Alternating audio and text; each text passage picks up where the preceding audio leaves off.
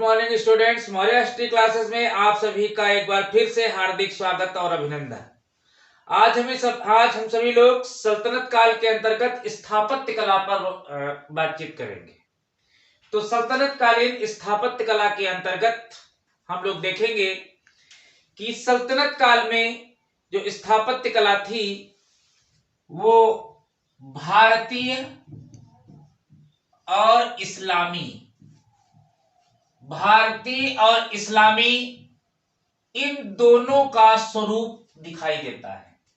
सल्तनत काल में जो स्थापत्य कला का निर्माण हुआ उसमें भारतीय स्थापत्य कला और इस्लामी स्थापत्य कला दोनों का संगम दिखाई देता है, क्योंकि जब ये लोग बाहर से आए तो अपने साथ कुछ अच्छे कारीगर और कुछ अच्छे मिस्त्री लेकर आए थे, और कुछ हमारे यहाँ के जो पहले के कारीगर और मिस्त्री थे उन दोनों लोगों ने जब भवनों का निर्माण किया तो एक दूसरे के स्थापत्य से प्रभावित हुए, और कहीं न कहीं आगे चलकर जो हमारे यहाँ भवन बने या जो महल बनाए गए, मकबरे बनाए गए या मस्जिदें बनाई गई, तो उनमें भारतीय तथा इस्लामी जो सभ्यता थी इन दोनों का संगम दिखाई दिया। और इसके साथ ही भारतीय इस्लामी सभ्यता के संगम के साथ ही हम देखेंगे कि इनमें हिंदू बौद्ध और जैन, कहीं ना कहीं इस स्थापत्य कला में हिंदू बौद्ध जैन इनका भी मिश्रण दिखाई दिया है, इसका भी मिश्रण दिखाई दिया। और खास करके अगर हम इस्लामी स्थापत्य कला की बात करें, इस्लामी स्थापत्य की बात करें तो इस स्थापत्य में जो सबसे खास बात यह थी कि इसमें जीवित वस्तु का अंकन नहीं होता है। जो इस्लामी स्थापत्य है इसमें जीवित वस्तु का अंकन नहीं होता है, किसी भी सजीव वस्तु को नहीं दर्शाया जाता है, सजीव वस्तु को नहीं दर्शाया जाता है। इनके स्थापत्य में दो चीजें आपको देखने को मिलेंगी, एक लिखावट, जो भी इनका स्थापत्य है इस्लाम जगत का उसमें आपको लिखावट मिलेगी, और दूसरा क्या मिलेगा आपको, ज्यामिति विधि मिलेगी। ज्यामिति विधि से आपको अंकन मिलेगा, खास करके इस्लामी विधि से। तो आइए हम लोग पूरे सल्तनत काल में जिन जिन स्थापत्य का विकास हुआ, निर्माण हुआ, उस पर हम लोग चर्चा करेंगे। सबसे पहले हम लोग बात करेंगे कुतुबुद्दीन ऐबक की। कुतुबुद्दीन ऐबक जो कि 1206 में लाहौर की गद्दी पर बैठा और 1210 में इसकी मृत्यु हो गई। समय भी देखते रहिए जिस ताकि रिवीजन होता रहे आपका। तो जब ये राजा नहीं बना था तो उस समय इसने एक मस्जिद का निर्माण कराया था, कुव्वत उल इस्लाम मस्जिद। कुव्वत उल इस्लाम मस्जिद, इसका निर्माण इसने कराया था 1197 में। कहा? दिल्ली में कराया गया था। तो इस मस्जिद के बारे में दो खास बातें हैं। पहली बात यह है कि ये तुर्कों द्वारा बनवाई गई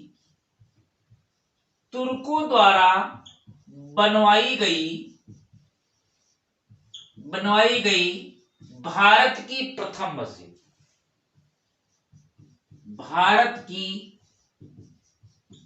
मस्जिद, है कुव्वत उल इस्लाम।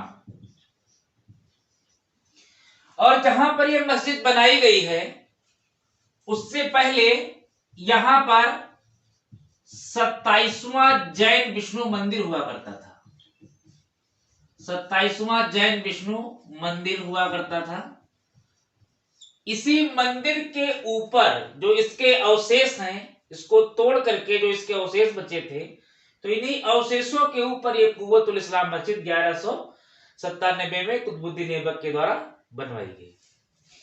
इसके बाद देखते हैं कुतुबुद्दीन ऐबक द्वारा जो दूसरा स्थापत्य है वो है 2.5 दिन का झोपड़ा, 2.5 दिन का झोपड़ा मस्जिद। ये 2.5 दिन का जो झोपड़ा मस्जिद है यह आपकी अजमेर में है, अजमेर में। इस मस्जिद के बारे में खास बात यह है कि ये मस्जिद जहां पर बनाई गई है वहां पर पहले संस्कृत विश्वविद्यालय चलता था, संस्कृत विश्वविद्यालय चलता था। तो इस विश्वविद्यालय को तोड़कर,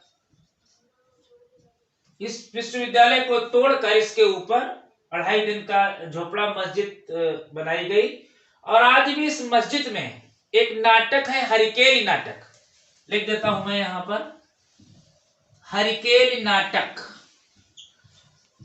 हरिकेली नाटक के कुछ अंश इसमें लिखे हैं, कुछ अंश अभी भी इस मस्जिद की दीवारों पर देखने को मिलते हैं। कुतुबुद्दीन ऐबक के गुरु थे जिनका नाम था कुतुबुद्दीन बख्तियार काकी।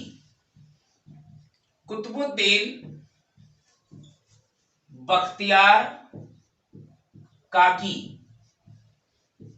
ये एक सूफी संत थे। सूफी संतों के बारे में आप लोगों ने पढ़ा होगा। सूफी शब्द 2 शब्दों से मिलकर बना हुआ है। सूफी शब्द सफा शब्द से मिलकर बना है, जिसका अर्थ होता है ऊन और एक दूसरा अर्थ होता है पवित्र। इसका मतलब होता है कि ये जो संत होते थे ये ऊनी कपड़े पहनते थे और बहुत ही पवित्र होते थे। ये राजनीति से थोड़ा सा दूर रहते थे, कहीं जंगल या कहीं वीरान स्थान में अपना ये खानका बनाते थे और वहां पर रहते थे। और कहते हैं कि ये जो सूफी संत होते थे ये अलौकिक शक्तियों के स्वामी होते थे। सूफी संतों ने एक बात कही है, बहुत अच्छी बात है। इन्होंने कहा है कि जो मनुष्य है वो ईश्वर द्वारा बनाई गई पृथ्वी पर सर्वश्रेष्ठ रचना है, इनकी बात है। तो हमारे यहाँ एक सूफी संत थे ख्वाजा मोइनुद्दीन चिश्ती, आपने नाम सुना होगा, अजमेर में इनकी दरगाह है। तो ख्वाजा मोइनुद्दीन चिश्ती जो थे इनके 2 शिष्य थे, एक का नाम था गौरी, दूसरे थे काकी। गौरी मतलब हामिद, नागौरी जो थे वो एक दूसरे संत थे, और ये कुतुबुद्दीन बख्तियार काकी। तो जो इनके गुरु थे वो जो थे ख्वाजा मोइनुद्दीन चिश्ती थे। और कुतुबुद्दीन ऐबक के गुरु थे कुतुबुद्दीन बख्तियार काकी। तो कुतुबुद्दीन ऐबक ने अपने गुरु कुतुबुद्दीन बख्तियार काकी की याद में कुतुब मीनार की नींव डाली थी। कुतुब मीनार की नींव डाली थी कब? ये 1200 में कुतुब मीनार बनना प्रारंभ हुआ और उसके बाद 1232 में ये बनकर तैयार हुआ। ध्यान दीजिएगा। तो कुतुब मीनार के बारे में 3 बातें हैं, वो भी मैं साथ में आपको बता दूं कि जो इसकी नींव है वो कुतुबुद्दीन ऐबक के द्वारा डाली जाएगी, कुतुबुद्दीन ऐबक के द्वारा डाली जाएगी। इसके अलावा इसको पूर्ण कराने का जो श्रेय है वो कुतुबुद्दीन के दामाद इल्तुतमिश को जाता है, क्योंकि कुतुबुद्दीन 1210 में इसकी मृत्यु हो गई थी। तो मृत्यु हो जाने के बाद इल्तुतमिश गद्दी पर बैठेगा और फिर ये अपने ससुर के सपने को पूरा करेगा, यानी इसको पूर्ण कराएगा। इसके बाद कुछ समय के बाद इसमें आकाशीय बिजली जो होती है वो गिर जाती है, तो उसकी 5वीं मंजिल ध्वस्त हो जाती है। तो फिरोज शाह तुगलक इसकी 5वीं मंजिल का निर्माण कराएगा। फिरोज शाह तुगलक, तुगलक काल आएगा और फिरोज शाह तुगलक जो कि बहुत उसके स्थापत्य के क्षेत्र में उसने बहुत अच्छे अच्छे कार्य किए, तो ये उसकी 5वीं मंजिल का निर्माण कराएगा। तो इस प्रकार हमने देखा कि कुतुबुद्दीन ऐबक, हालांकि उसका समय बहुत कम है, फिर भी उसने कुव्वतुल इस्लाम मस्जिद, 2.5 दिन का झोपड़ा मस्जिद और कुतुब मीनार का निर्माण कराया। इसके बाद हम लोग बात करते हैं इल्तुतमिश की। इल्तुतमिश की बात करेंगे। इल्तुतमिश 1210 में दिल्ली की गद्दी पर बैठा और 1236 तक उसका शासन रहेगा। सबसे पहले ये क्या करेगा, इसे मकबरों का जन्मदाता कहा जाता है। मकबरों का जन्मदाता। क्यों जन्मदाता कहा जाता है? क्योंकि मंगोलों से रक्षा करते हुए इसके बड़े पुत्र नासिरुद्दीन महमूद की हत्या हो जाती है, यानी मृत्यु हो जाती है। तो उसी की याद में ये सुल्तानगढ़ी का मकबरा बनवाता है। सुल्तानगढ़ी का मकबरा अपने पुत्र नासिरुद्दीन की याद में बनवाता है। लिख रहा हूं, ब्रैकेट में लिख रहा हूं, नासिरुद्दीन महमूद की याद में। ठीक है। और इसके बारे में खास बात है कि ये भारत का प्रथम मकबरा तुर्कों द्वारा बनवाया गया। भारत का प्रथम मकबरा होने का श्रेय इसे दिया जाता है। जिस प्रकार कुव्वत-उल-इस्लाम मस्जिद को तुर्कों की प्रथम मस्जिद कही जाती है, भारत में तुर्कों द्वारा बनवाई गई प्रथम मस्जिद कुव्वत-उल-इस्लाम, उसी प्रकार तुर्कों द्वारा बनवाया गया भारत में प्रथम मकबरा जो है सुल्तानगढ़ी का मकबरा का। दोनों प्रथम है। इसके बाद हम लोग देखेंगे इल्तुतमिश चूंकि जब गद्दी पर नहीं बैठा था तो ये इसने बदायूं का ये इक्तेदार था, उस समय सूबेदार था, तो इसे बदायूं से बहुत प्रेम था। तो इसने एक जामा मस्जिद बनवाई थी बदायूं में, जामा मस्जिद, उसे हौजे खास भी कहते हैं। हौजे खास इसने बदायूं में बनवाई थी। इसके अलावा इसने आतार ए किंग का दरवाजा बनवाया था। आतार ए किंग का दरवाजा बनवाया था। ये दरवाजा था नागौर जिले में। नागौर जिला है राजस्थान में, नागौर राजस्थान में पड़ता है ये, यहां पर इसने बनवाया था।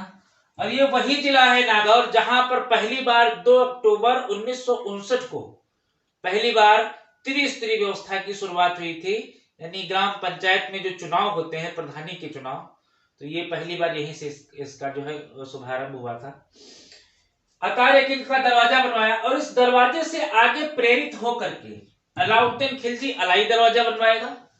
और इसके बाद जब मुगल काल आएगा तो अकबर जो है बुलंद दरवाजे का निर्माण कराएगा फतेहपुर सिकरी में, इसी दरवाजे से प्रेरित होकर के। तो इस प्रकार अतार ए किंग का दरवाजा बनवाता है। इसका खुद का मकबरा है, जो इल्तुतमिश है, इसका खुद का मकबरा बनेगा, इल्तुतमिश का मकबरा। इल्तुतमिश का मकबरा ये दिल्ली में है, दिल्ली में। और पहला ऐसा मकबरा है जो स्क्रिप्ट शैली में बना हुआ है।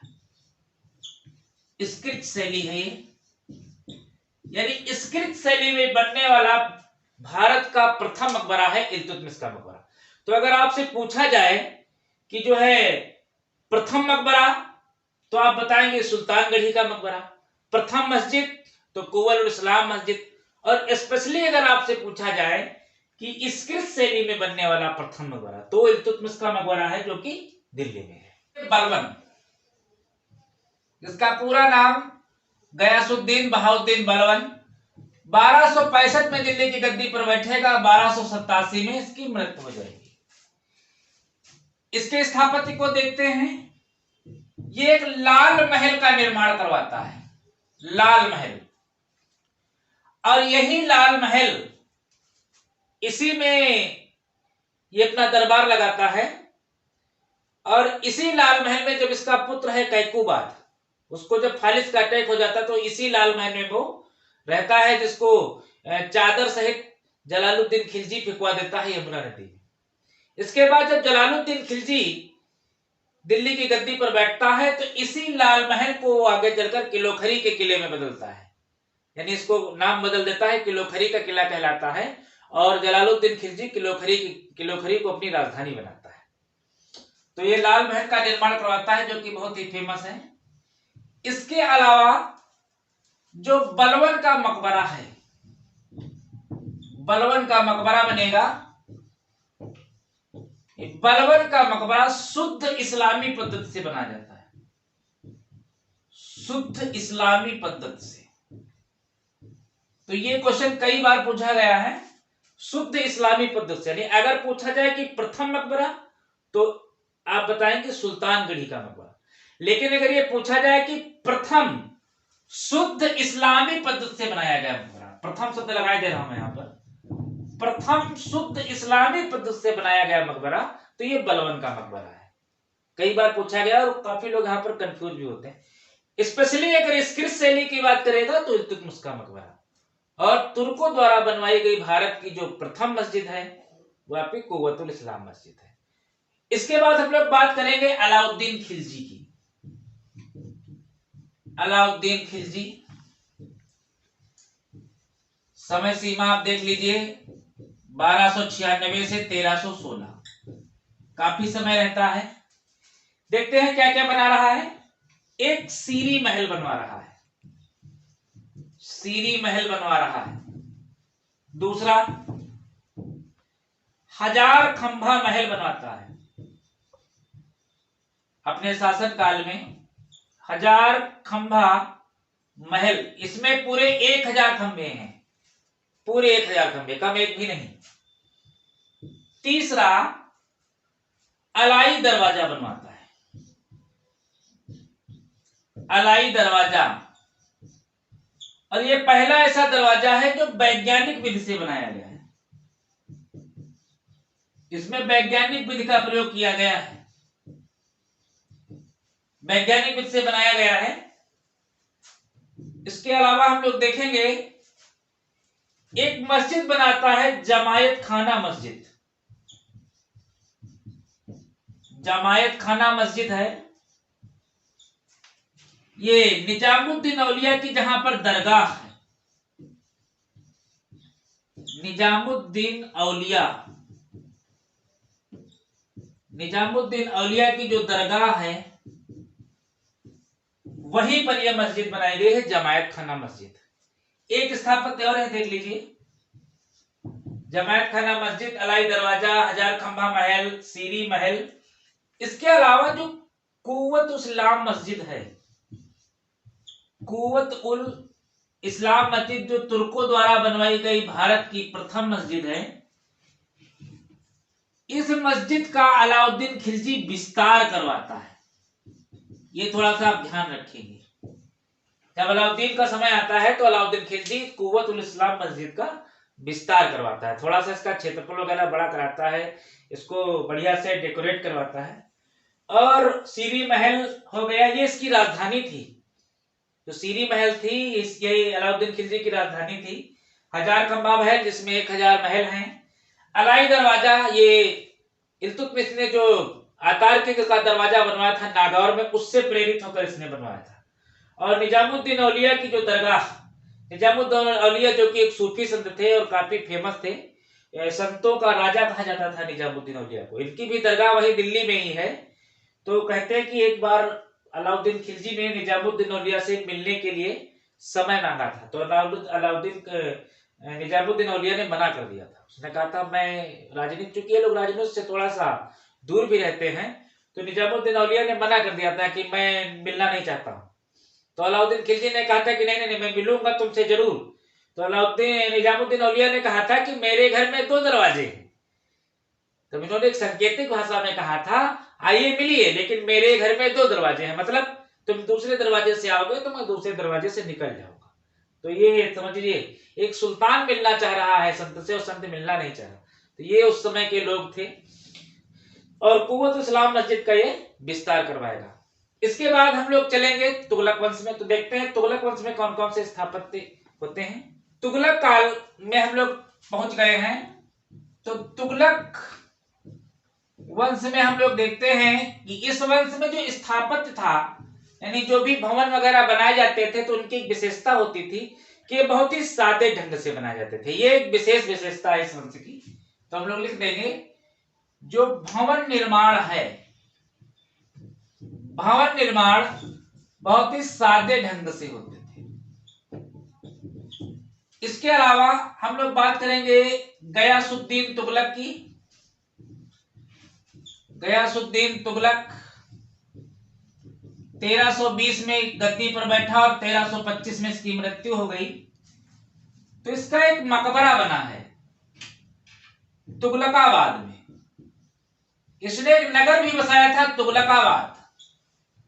तुगलकाबाद नगर बसाया और इसी तुगलकाबाद में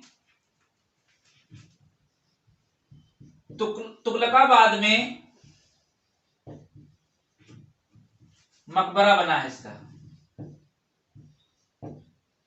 मकबरा है और यह मकबरा कृत्रिम झील के बीच में है। यानी कृत्रिम झील का निर्माण किया गया और उसमें गयासुद्दीन तुगलक का मकबरा बनाया गया। बहुत ही सुंदर, बहुत ही खूबसूरत मकबरा है गयासुद्दीन तुगलक का। इसके बाद हम लोग बात करेंगे मोहम्मद बिन तुगलक की। मोहम्मद बिन तुगलक के बारे में देखते हैं। 1325 में गद्दी पर बैठा और 51 तक बैठेगा। टाइम पीरियड डाल रहे हैं, थोड़ा सा रिवीजन हो जाएगा आप लोगों का। इसने एक नगर बसाया था जहां पनाह नगर। जहां पनाह नगर। दूसरे इसने एक किला बनवाया था आदिलाबाद का किला। आदिलाबाद का किला बहुत ही फेमस किला है। और इसी जहां पनाह नगर में इसने एक विभाग बनाया था दीवाने कोही, जो कृषि विभाग था, वो यहीं पर स्थित है जहां पनाह नगर में। इसके अलावा हम लोग आगे बढ़ेंगे लोधी काल में। लोधी काल में बढ़ेंगे। फिरोज शाह तुगलक की बात कर ले पहले। फिरोज शाह तुगलक स्थापत्य के क्षेत्र में विशेष योगदान रहा सल्तनत काल में। तो फिरोज शाह तुगलक हम लोग देखेंगे 1351 से 88 तक बैठेगा। हालांकि इसने बहुत सारे काम किए हैं, लेकिन जो स्थापत्य से रिलेटेड है सिर्फ हम उनकी बात करेंगे। जैसे इसने एक नगर बसाया था फिरोजाबाद। हालांकि इसने तो 300 नगर बसाए थे। फिरोजाबाद नगर में इसने बनवाया था फिरोज शाह कोटला, स्टेडियम है बना हुआ है। फिरोज शाह कोटला, फिरोज शाह कोटला, बाद में इसका नाम बदल के फिरोज शाह कोटला हो जाता है स्टेडियम बनने से। तो इसके अलावा देखते हैं इसने एक काली मस्जिद बनवाई थी। एक खिड़की मस्जिद इसने बनवाई थी।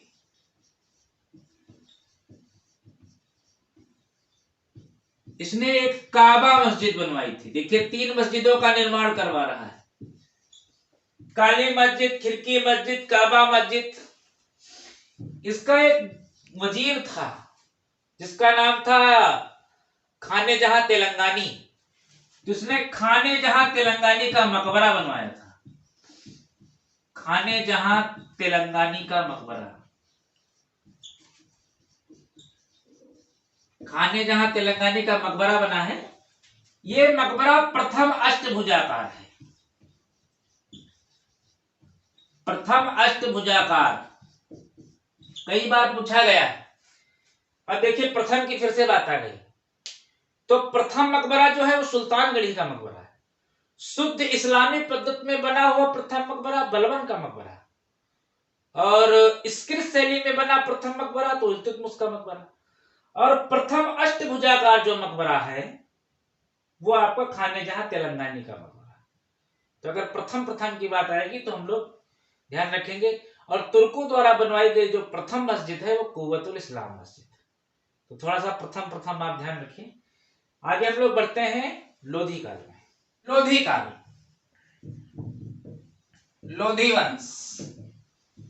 आप सभी को पता है कि लोधी वंश में 3 राजा हुए थे। बहलोल लोधी, सिकंदर लोधी और इब्राहिम लोधी। तो लोधी वंश जो है इसे मकबरों का काल कहा जाता है। यानी जो सर्वाधिक मकबरे थे वो लोधी काल में ही बनाए गए। तो इन मकबरों की केवल एक ही विशेषता थी कि यहां पर अब 2 गुम्मद वाले मकबरे बनते थे। 2 गुम्मद वाले मकबरे बनते थे। और दूसरी विशेषता इनकी थी ये कि ये बहुत बड़े ऊंचे चबूतरे पर बनाए जाते थे। वो चबूतरा करीबन 12 से 15 फीट ऊंचा होता था। तो आप लिख लेंगे ऊंचे चबूतरे पर बनाए जाते थे।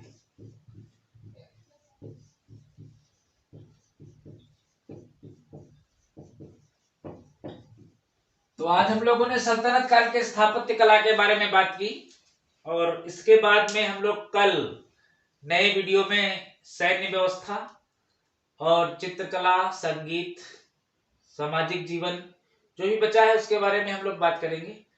और इस स्थापत्य काल से भी आपको किसी न हर कंपटीशन में, किसी भी कंपटीशन की आप बात करिए, एक आधे क्वेश्चंस आपको मिलेंगे जरूर। तो तैयार करते रहिए और नोट्स बनाते रहिए, और वीडियो को लाइक शेयर अवश्य करें। Thank you.